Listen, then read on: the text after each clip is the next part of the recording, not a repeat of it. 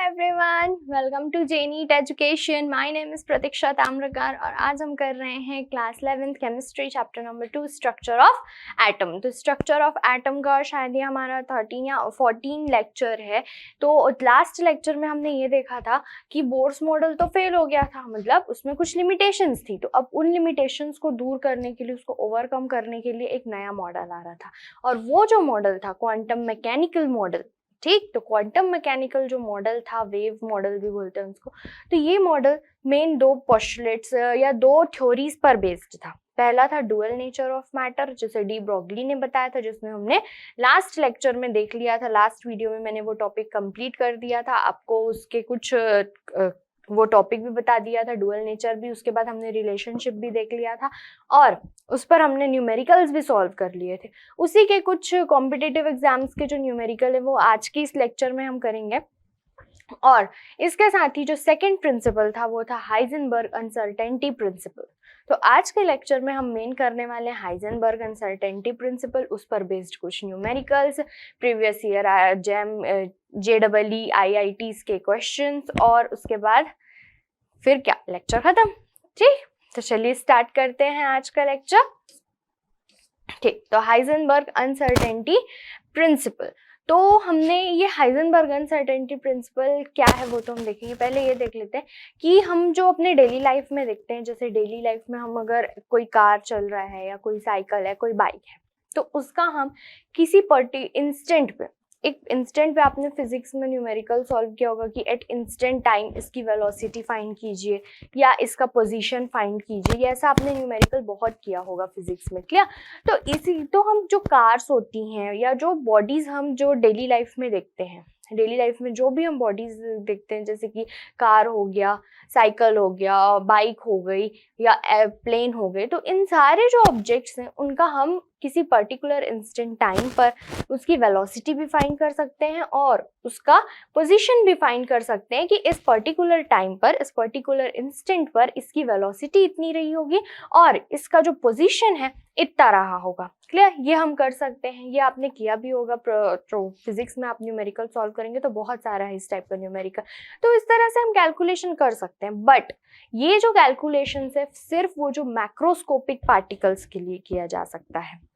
Macro means जो large particles होते हैं, जो लार्ज बड़े बड़े ऑब्जेक्ट्स होते हैं, उनके लिए ही उसके पर्टिकुलर इंस्टेंट पर हम क्या कर सकते हैं, उसकी पोजीशन और उसकी वेलोसिटी फाइंड कर सकते हैं। बट अगर हमें सब एटॉमिक पार्टिकल्स दे दिया जाए, इलेक्ट्रॉन, प्रोटॉन, अगर इस तरह के जो एक्सट्रीमली स्मॉल पार्टिकल्स होते हैं, अगर इन्हें दे दिया जाए तो हम इनका जो पोजीशन है और इनकी वेलोसिटी एट इंस्टेंट नहीं बता सकते, ठीक है। तो इसी पर बेस्ड था हाइजेनबर्ग अनसर्टेनिटी प्रिंसिपल। तो हाइजेनबर्ग अनसर्टेनिटी प्रिंसिपल क्या है देखते हैं। देखिए, it is impossible to measure simultaneously the position and momentum of a small particle with absolute accuracy और सर्टेनिटी। क्या बोला है यहाँ पे कि किसी जो बहुत ही एक्सट्रीमली स्मॉल जो पार्टिकल्स होते हैं उनकी पोजीशन और उनका मोमेंटम क्या, mass into velocity, change in velocity, तो उनके पोजीशन और उनकी वेलोसिटी को हम करेक्टली नहीं बता पा सकते, ठीक। तो यहाँ पे बोला ना, it is impossible to measure simultaneously the position and momentum of a small particle with absolute accuracy और सर्टेनिटी। तो किसी जो स्मॉल पार्टिकल होते हैं, किसी भी जो बहुत ही एक्सट्रीमली स्मॉल पार्टिकल होते हैं, उस एक्सट्रीमली स्मॉल पार्टिकल के लिए एक पर्टिकुलर इंस्टेंट पर, किसी पर्टिकुलर टाइम पर या साइमल्टेनियसली एक के बाद एक तुरंत ही वहीं पर आप नहीं बता सकते एक्यूरेटली कि उसका पोजीशन क्या रहा होगा और उसकी वेलोसिटी क्या रही होगी, velocity in the sense momentum क्या रहा होगा। तो हाइजेनबर्ग ने कहा कि किसी भी ऐसे जो स्मॉल पार्टिकल्स होते हैं उनकी वेलोसिटी, इट मीन्स उनका जो मोमेंटम और उनकी जो पोजीशन है उसको हम एक्यूरेट डिफाइन नहीं कर सकते, एक्यूरेटली नहीं बोल सकते कि ये इस टाइम पर, ये इसी पोजीशन पर रहा होगा। जैसे आप ट्रेन्स के लिए बता सकते हैं, किसी कार के लिए बता सकते हैं, वैसे ही आप इन सब एटॉमिक पार्टिकल जो इलेक्ट्रॉन, प्रोटॉन और एक्सट्रीमली स्मॉल जो पार्टिकल्स होते हैं उनके लिए आप ये बिल्कुल डिफाइन नहीं कर सकते कि एक पर्टिकुलर इंस्टेंट पर, एक इंस्टेंट टाइम पर उसकी वेलोसिटी क्या रही होगी, वो किस पोजीशन पे रहा होगा, और यही है हाइजेनबर्ग अनसर्टेनिटी प्रिंसिपल। या आगे देखते हैं, if an attempt is made to measure any one of these two quantities, with higher accuracy, the other becomes less accurate। और अगर हमने इनमें से किसी एक को भी साइमल्टेनियसली एकदम बहुत एक्यूरेसी से इनको मेजर करने की कोशिश की भी, तो आप उसको जो जिस भी क्वांटिटी को करना चाहें आप, या उसका पोजीशन कर ले या उसकी वेलोसिटी कर ले, आप जिस भी टर्म को करना चाह रहे हैं, पोजीशन या उसकी वेलोसिटी, तो अगर आप पोजीशन को एक्यूरेटली मेजर कर पा रहे हैं तो आप वेलोसिटी एक्यूरेट मेजर नहीं कर पाएंगे। और अगर वेलोसिटी आप जान ले रहे हैं कि वहाँ पे इसकी वेलोसिटी कितनी रही होगी, तो आप वहाँ उसकी पोजीशन नहीं जान पाएंगे। क्लियर? तो हाइजेनबर्ग ने यही कहा था कि कोई भी जो स्मॉल पार्टिकल होते हैं उनके हम पोजीशन और उनके मोमेंटम को एक्यूरेटली हम उसको मेजर नहीं कर सकते हैं। और अगर हम इसको ट्राई भी करते हैं तो सिर्फ एक ही चीज हम एक्यूरेट डिफाइन कर पाएंगे, या तो वो पोजीशन कर पाएंगे और या तो वेलोसिटी कर पाएंगे, दोनों ही एक ही टाइम पर हम डिफाइन नहीं कर सकते। क्लियर? Uncertainty principle. तो फिर से देखते हैं, it is impossible to measure simultaneously the position and the momentum of a small particle with absolute accuracy or certainty। ठीक है? तो आप किसी भी स्मॉल पार्टिकल का एकदम एक्यूरेटली उसकी पोजीशन और उसका मोमेंटम को डिफाइन नहीं कर सकते, उसको डिटरमाइन नहीं कर सकते। और अगर आप करना चाह भी रहे हैं, करने की कोशिश कर रहे हैं, तो आप किसी एक को ही कर पाएंगे, या तो आप मोमेंटम को कर पाएंगे या तो आप उसकी पोजीशन को कर पाएंगे, बट दोनों को ही एक साथ आप नहीं निकाल पाएंगे, दोनों को ही आप एक साथ डिटरमाइन नहीं कर पाएंगे कि वो कहाँ पर एक टाइम पर किस पोजीशन में है और उस समय पर उसकी वेलोसिटी कितनी रही होगी। वेलोसिटी मोमेंटम मीन्स क्या? Mass into change in velocity, m into v। Clear? अब इसका मैथमेटिकल फॉर्म देखते हैं। ठीक, the product of uncertainty in the position delta x and uncertainty in the momentum delta p। Uncertainty मतलब अनिश्चित, वो निश्चित नहीं है वहां पे कि वो कहाँ पे होगा। निश्चित अनिश्चित तो समझते होंगे, निश्चित मतलब फिक्स्ड है कि हाँ आपको पता है कि ये इतने में मिलेगा। अनिश्चित अनसर्टेनिटी मतलब कि वो वहां पे निश्चित नहीं है, अनिश्चित है। ये आपको ज्यादा क्लियर हो रहा होगा। तो the product of uncertainty in the position मतलब उसकी पोजीशन की जो अनिश्चितता है, मतलब वो कहाँ पर मिलेगा ये हमको नहीं पता, यानी उसका चेंज इन पोजीशन किस जगह पे, वो हम क्या ले लेते हैं, delta x and the uncertainty in the momentum delta P. तो डेल्टा पी, पी मतलब क्या होता है, मोमेंटम, तो डेल्टा पी और मोमेंटम क्या होता है, मास इनटू वेलोसिटी। तो यहाँ पर ये डेल्टा पी क्या हो जाएगा, m इंटू डेल्टा वी, क्योंकि मास तो कांस्टेंट है, और डेल्टा वी यहाँ पर वेलोसिटी चेंज होते रहती है, तो delta P is equals to m into delta V, where m is the mass and delta V is the change in uncertainty in velocity. ठीक, is always constant and is equal to और greater than h upon 4 pi, which is where h is Planck constant. तो यहाँ पर जो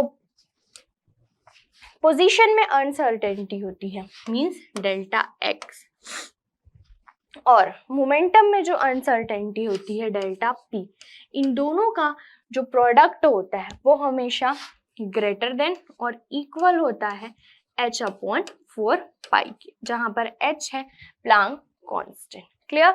तो हमने Heisenberg principal देख लिया। हाइजेनबर्ग प्रिंसिपल के अकॉर्डिंग क्या बोला था उन्होंने कि किसी भी स्मॉल पार्टिकल के लिए आप उसकी पोजीशन और उसके जो मोमेंटम होती है वो एक्यूरेटली आप डिफाइन नहीं कर सकते। अगर आप कर भी रहे हैं तो उनमें से आप किसी एक को ही बता पाएंगे। अगर आप मोमेंटम बता रहे हैं तो आपकी पोजीशन एक्यूरेट नहीं होगी, और अगर पोजीशन एक्यूरेट बता रहे हैं आप तो उसकी मोमेंटम नहीं होगी accurate.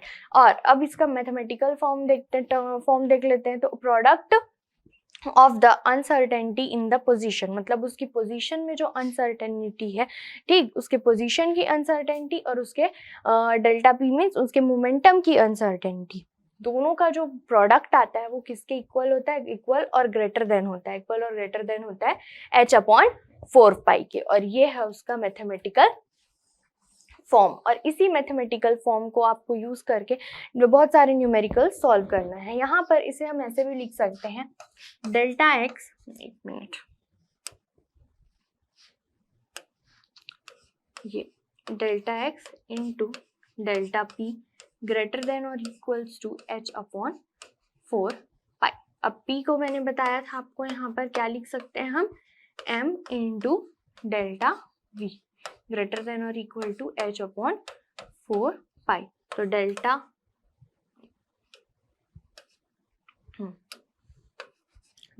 x uncertainty in position and uncertainty in velocity is greater than or equal to h upon, इस m को मैं नीचे ले आती हूँ 4 पाई m।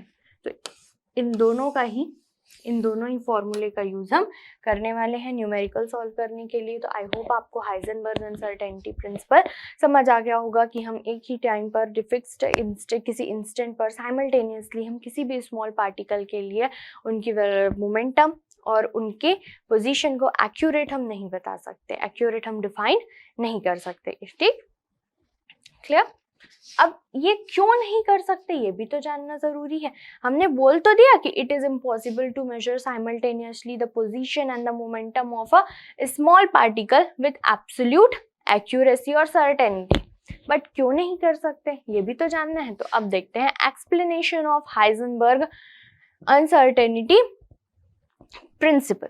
ठीक, तो यहाँ इसमें देखते हैं। तो यहाँ पे देखिए, अगर हम देखना चाह रहे हैं कोई भी इलेक्ट्रॉन की हम अगर पोजीशन और वेलोसिटी दोनों को ही डिफाइन करना चाहते हैं, दोनों को ही डिटरमाइन करना चाह रहे हैं कि वो पोजीशन कहाँ है उसकी और उसकी वेलोसिटी कितनी है, फिर वेलोसिटी से हम मोमेंटम निकाल लेंगे क्योंकि मोमेंटम क्या होता है, p इंटू m होता है।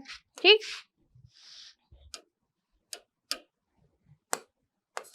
p इंटू mv, तो मास तो हमें पता है इलेक्ट्रॉन का। ठीक, तो अगर किसी एक छोटा पार्टिकल हम इलेक्ट्रॉन लेते हैं और उस इलेक्ट्रॉन के लिए हम एक्सप्लेन करते हैं कि क्यों हाइजेनबर्ग ने ऐसा कहा। सपोज आप इलेक्ट्रॉन की पोजीशन देखना चाह रहे हैं, उसकी पोजीशन और वेलोसिटी दोनों जानना चाह रहे हैं, तो आप उसकी पोजीशन जानना चाहेंगे तो आपको उसको देखना तो पड़ेगा ना। तो और देखने के लिए क्या करना पड़ता है, कोई भी ऑब्जेक्ट हमें दिखाई कब देता है, जब उस ऑब्जेक्ट से लाइट टकराती है और वो लाइट फिर हमारे आंख तक पहुंचती, तब हम उस ऑब्जेक्ट को देख पाते हैं। अगर लाइट नहीं होगी तो हम नहीं देख पाए। तो इसी तरह ये रहा इलेक्ट्रॉन,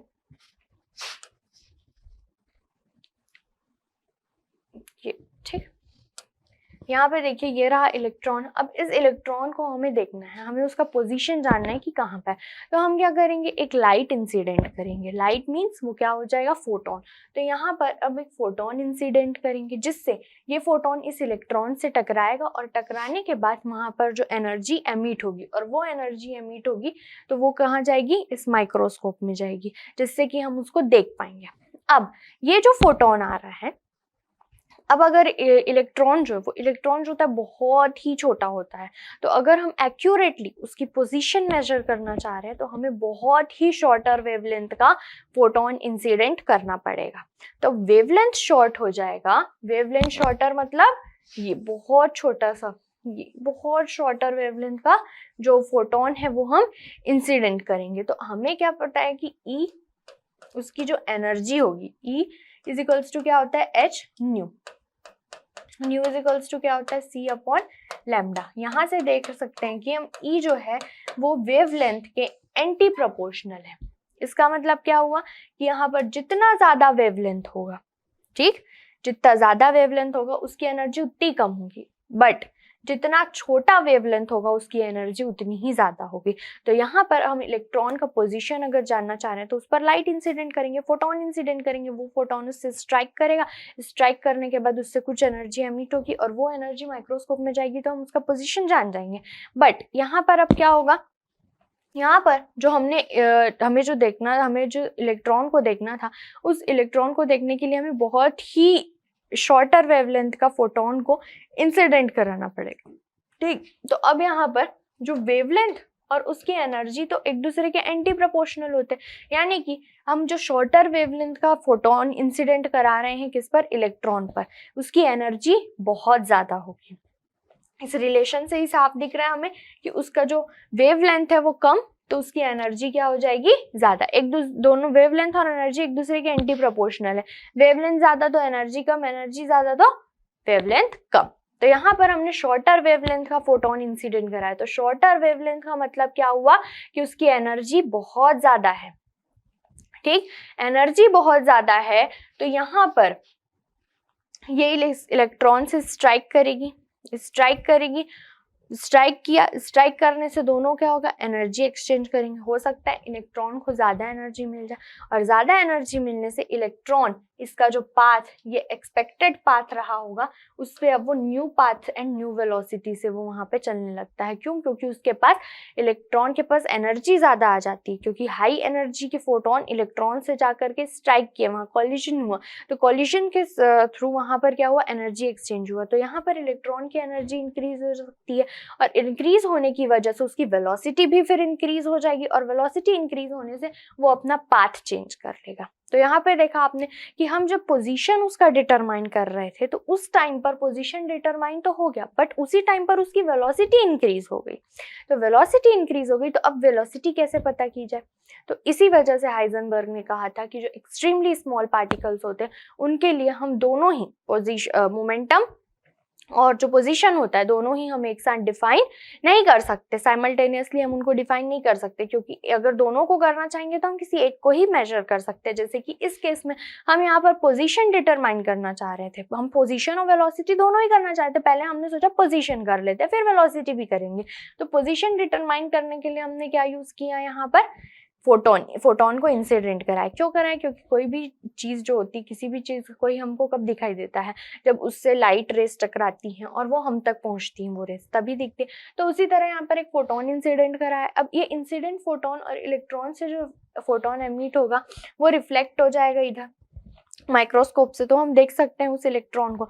बट यहाँ पर ये जो हमने फोटोन इंसिडेंट कराया है वो बहुत ही एक्सट्रीमली स्मॉल वेवलेंथ का है। क्यों? क्योंकि इलेक्ट्रॉन की साइज जो होती है वो बहुत छोटी होती है, और अगर इलेक्ट्रॉन की साइज बहुत छोटी है तो उसे अगर हम देखना है एक्यूरेटली, उसका पोजिशन डिटरमाइन करना है, तो हमें बहुत ही शॉर्टर वेवलेंथ का फोटोन इंसिडेंट कराना पड़ेगा। और वेवलेंथ शॉर्ट हो जाएगा, ये वेवलेंथ शॉर्ट हो जाएगा तो एनर्जी क्या हो जाएगी, हाई हो जाएगी एनर्जी। और जब एनर्जी हाई हो जाएगी तो ये हाई एनर्जी फोटोन इस इलेक्ट्रॉन से आके स्ट्राइक करेगा, एनर्जी एक्सचेंज होगी, जिससे कि इस इलेक्ट्रॉन की एनर्जी बढ़ जाएगी। एनर्जी बढ़ गई मतलब उसकी वेलोसिटी भी वहां पर इंक्रीज हो जाएगी, और वेलोसिटी इंक्रीज हो जाएगी तो वो जो उसका एक्सपेक्टेड पाथ था, ये इस पाथ से चल रहा था, ये ओरिजिनल पाथ, ये एक्सपेक्टेड पाथ था उसका, ये वो इस साइड जाता, बट यहाँ पर वो इधर, वो किसी और पाथ को फॉलो करने लग जाए, तो यहाँ पर उसकी पोजीशन भी चेंज होगी। ठीक, उस पर्टिकुलर इंस्टेंट पर जो वहां पर जब स्ट्राइक किया उसने, पोजीशन भी चेंज हो गई और उसकी वेलोसिटी भी चेंज हो गई। इस टाइम पर हम ये तो जान जाएंगे कि यहाँ पर से लाइट है, बट वेलोसिटी हम नहीं डिटरमाइन कर पाएंगे। तो इसीलिए हाइजेनबर्ग ने वो प्रिंसिपल दिया था, और उन्होंने कहा था कि वेलोसिटी और उसका जो पोजीशन होता है, अनसर्टेनिटी इन वेलोसिटी और उसके पोजीशन जो होता है, उसको हम एक साथ डिटरमाइन नहीं कर सकते, और अगर हम करना चाहें भी तो एक्यूरेटली नहीं कर सकते। ठीक है, अगर करें भी तो किसी एक का ही कर पाएंगे, या तो पोजीशन डिटरमाइन हो पाएगा या तो उसकी वेलोसिटी डिटरमाइन होगी, बट दोनों के दोनों एक साथ डिटरमाइन नहीं कर सकते। क्लियर? तो आई होप आपको ये अनसर्टेनिटी प्रिंसिपल और इसके एक्सप्लेनेशन क्लियर हो गए। तो चलिए अब नेक्स्ट देखते हैं। नेक्स्ट है significance of Heisenberg uncertainty principle. तो हाइजेनबर्ग अनसर्टेनिटी प्रिंसिपल का सिग्निफिकेंस हमारे डेली लाइफ में कुछ भी नहीं है। ये जो प्रिंसिपल है वो सिर्फ माइक्रोस्कोपिक ऑब्जेक्ट्स पर अप्लाई होगा। मैक्रोस्कोपिक ऑब्जेक्ट्स मतलब हम डेली लाइफ में जो ऑब्जेक्ट्स यूज करते हैं उस पर इस प्रिंसिपल का कोई सिग्निफिकेंस नहीं, क्योंकि अगर जब हम लाइट फोटोन इंसिडेंट कराते हैं छोटे पार्टिकल्स पर तो उनकी वेलोसिटी और उनका पाथ चेंज हो जाता है, ये हमने देख लिया था। बट अगर मैं यहाँ पर किसी ऑब्जेक्ट पर लाइट इंसिडेंट कराती हूँ, फॉर एग्जाम्पल एक रेट है, चूहा है, उस पर मैं लाइट डालूंगी तो उससे उसको कुछ फर्क नहीं पड़ने वाला, वो चूहा जहाँ है वहीं बैठे रहेगा। तो उस लाइट ने, मीन्स वो फोटोन जो था उसने उस चूहे को कुछ किया क्या, कुछ फर्क पड़ा क्या, उसके पोजीशन में भी कुछ फर्क नहीं पड़ा। हाँ, बस वो मेरी तरफ देखने लगेगा कौन लाइट मार रहा है करके।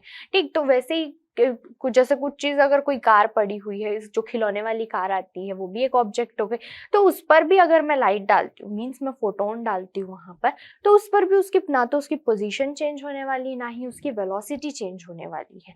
तो इसलिए ये जो हाइजेनबर्ग प्रिंसिपल है उसका हमारे डेली लाइफ में, हमारे डे टू डे लाइफ में उसका कोई भी सिग्निफिकेंस नहीं है। ये सिर्फ इम्पॉर्टेंट है तो किसके लिए, जो स्मॉल पार्टिकल्स होते हैं, माइक्रोस्कोपिक पार्टिकल्स होते हैं, उनके लिए ये वैल्यूएबल है, उनके लिए इनका सिग्निफिकेंस है। तो इसको हम कैलकुलेशन के थ्रू भी बता सकते हैं। देखिए, अगर हम एक पार्टिकल लें जिसका मास कितना है 1 मिलीग्राम है, ओके, तो उसके लिए अगर हम डेल्टा एक्स और डेल्टा वी, मतलब उनकी पोजीशन की अनसर्टेनिटी और उनकी वेलोसिटी की अनसर्टेनिटी का अगर हम प्रोडक्ट निकालना चाहे तो ये h की वैल्यू यहाँ 4 पाई और यहाँ पर मास को हमने किलोग्राम में चेंज कर लिया, तो ये कितनी आएगी 10⁻⁻28 मीटर स्क्वायर सेकेंड इनवर्स। इस बहुत ही छोटी वैल्यू, इतनी छोटी वैल्यू की जिसे हम नेग्लिजिबल कर सकते हैं, नेग्लेक्ट कर सकते हैं। तो thus the product of delta x and delta v is extremely small for particle of mass greater than 1 milligram। जो 1 मिलीग्राम से ज्यादा मास के पार्टिकल है,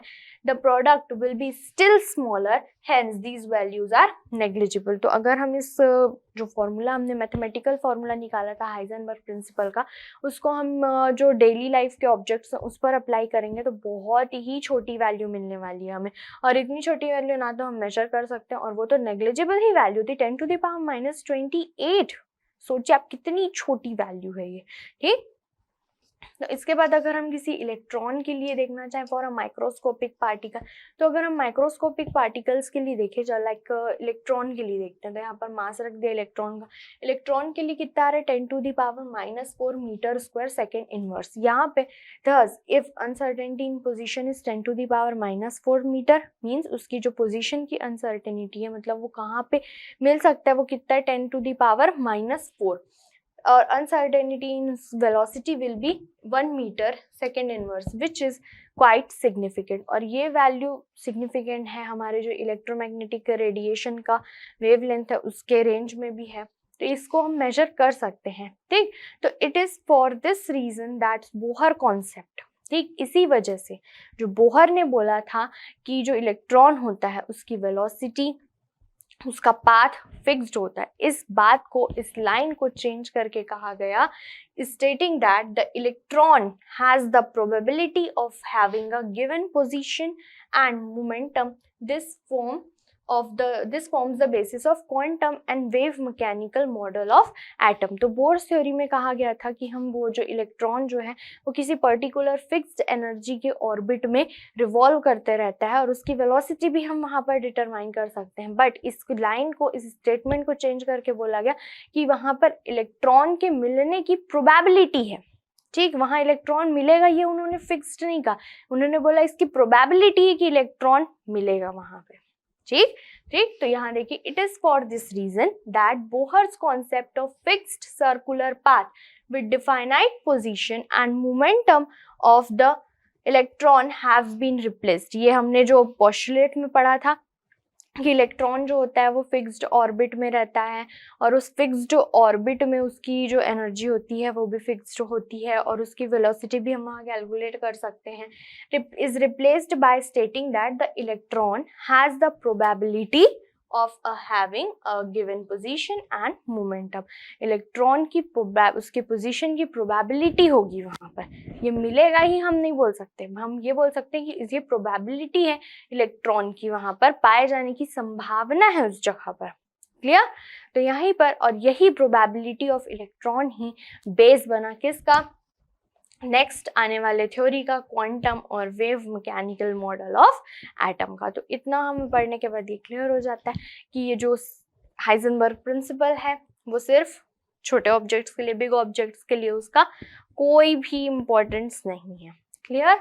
अब हम देखते हैं एक अलग सा थोड़ा सा, तो why electron can not exist in the nucleus. तो हाइजेनबर्ग प्रिंसिपल के थ्रू हम ये एक्सप्लेन कर सकते हैं कि इलेक्ट्रॉन जो है वो न्यूक्लियस में एग्जिस्ट नहीं करेगा, क्योंकि ये तो पता है हमें कि इलेक्ट्रॉन जो है वो आउटर बाहर में रहता है, न्यूक्लियस के आउटर स्पेस में रहता है वो, लेकिन वो न्यूक्लियस में क्यों नहीं होता, ये भी तो सोचा जा सकता था ना कि वो न्यूक्लियस में भी रहे, बट वो न्यूक्लियस में नहीं हो सकता। तो चलिए इसे देखते हैं, हाइजेनबर्ग प्रिंसिपल के थ्रू हम इसे एक्सप्लेन करते हैं। हम ये सोच लेते हैं कि इलेक्ट्रॉन जो है वो न्यूक्लियस में है, तो अगर इलेक्ट्रॉन न्यूक्लियस में है तो वो कितने डिस्टेंस तक मिल सकता है? न्यूक्लियस की जो रेडियस होती है वो 10⁻⁻15 मीटर की रेडियस होती है। वो मतलब उसके पोजीशन की, उसके पाए जाने की जो प्रोबेबिलिटी, उसकी अनसर्टेनिटी है उसके पाए जाने की, वो कितनी हो जाएगी? 10⁻⁻15 मीटर हो जाएगी। क्लियर? और उसका मास तो हमें पता ही है कितना, 9.1 इंटू 10⁻31 kg। तो उसकी वेलोसिटी कैलकुलेट कर लेते हैं हम यहाँ पे से। तो वेलोसिटी क्या हो जाएगी? h/4 delta X into M. H की वैल्यू पता है, 4 की पाई की वैल्यू पता है, डेल्टा एक्स हमने कैसे निकाला? क्योंकि अगर हम सोच रहे हैं कि वो न्यूक्लियस में, तो न्यूक्लियस में उसकी रेडियस कितनी होती है? 10⁻⁻15 मीटर की होती है। तो उसके पाए जाने की अनसर्टेनिटी भी उतनी ही होगी, वो उतने ही रेंज में मिल जाएगा हमको, उतने ही उस न्यूक्लियस जितना बड़ा है उतने में ही हमको वो इलेक्ट्रॉन मिल जाएगा। मतलब उसकी पोजीशन की अनसर्टेनिटी कितनी होगी? 10⁻⁻15 मीटर की हो गई। और मास पता है, तो जब आप इसको कैलकुलेट करेंगे तो ये वैल्यू जो आती है उसकी वेलोसिटी की अनसर्टेनिटी आती है 5.77 इंटू 10⁻10 मीटर पर सेकेंड। और ये जो वैल्यू होती है वो बहुत ज़्यादा होती है। किससे?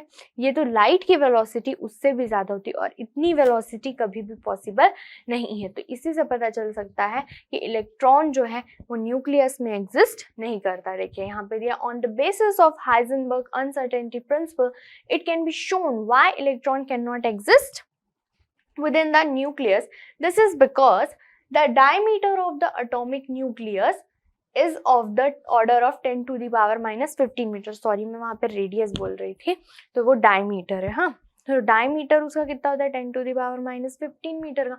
यानी वो कहाँ मिलेगा? उतने ही 10⁻⁻15 मीटर की ही रेंज में मिलने वाला है हमें। तो if the electron were to exist within the nucleus, the maximum uncertainty of its position would have been 10⁻⁻15 metre. और अगर इलेक्ट्रॉन कहाँ पर एग्जिस्ट कर रहा है? इलेक्ट्रॉन न्यूक्लियस में, तो उसकी अनसर्टेनिटी पोजीशन की कितनी हो जाएगी? 10⁻⁻15 मीटर हो जाएगी। और taking the mass of electron as 9.1 into 10⁻31 kg, तो हम उसकी वेलोसिटी की अनसर्टेनिटी निकाल सकते हैं। जब हमने निकाली तो वो कितनी है? 5.77 इंटू 10⁻10 मीटर पर सेकेंड, जो कि बहुत ही ज़्यादा वैल्यू है। और ये वैल्यू जो है वो लाइट की जो वेलोसिटी होती है 3 इंटू 10⁸ मीटर पर सेकेंड, उससे भी ज़्यादा है। तो इतनी ज़्यादा वैल्यू जो है इस वेलोसिटी की वो पॉसिबल नहीं है। इसी वजह से हम कह सकते हैं कि इलेक्ट्रॉन जो है वो न्यूक्लियस में एग्जिस्ट नहीं करेगा। तो आई होप आपको ये क्लियर हो गया होगा कि हाइजेनबर्ग ने ऐसा क्यों कहा। क्योंकि जब हम उसको डिफाइन करने जाते हैं तो उसका पाथ जो होता है और उसकी वेलोसिटी होती है वो चेंज हो जाती है। तो हाइजेनबर्ग प्रिंसिपल क्लियर हो गया होगा आपको कि हम एक साइमल्टेनियसली किसी भी स्मॉल पार्टिकल की वेलोसिटी और उसकी पोजीशन जो है वो डिटरमाइन नहीं कर सकते। अगर उसकी वेलोसिटी डिटरमाइन कर रहे हैं तो उसका पोजीशन डिटरमाइन नहीं कर सकते, और अगर पोजीशन डिटरमाइन हो रहा है तो वेलोसिटी डिटरमाइन नहीं कर सकते वहाँ पर एक्यूरेटली। क्लियर? और क्यों नहीं कर सकते? क्योंकि जब हम उसको करने की कोशिश करते हैं तो जो वो फोटोन स्ट्राइक होता है तो हाई एनर्जी का होता है। हाई एनर्जी होने की वजह से उसकी पोजीशन और वेलोसिटी दोनों ही चेंज हो जाती है। अब आता है इसका सिग्निफिकेंस। तो इसका सिग्निफिकेंस हमारे डे टू डे लाइफ में बिल्कुल कुछ भी सिग्निफिकेंस नहीं है। इसके सारे सिग्निफिकेंस जो है वो स्मॉल पार्टिकल्स के लिए हैं। तो आज के वीडियो में इतना ही, मिलते हैं नेक्स्ट वीडियो लेक्चर में। नेक्स्ट वीडियो लेक्चर में हम करने वाले हैं इस पर बेस्ड कुछ न्यूमेरिकल। तो मिलते हैं नेक्स्ट वीडियो में। Thank you.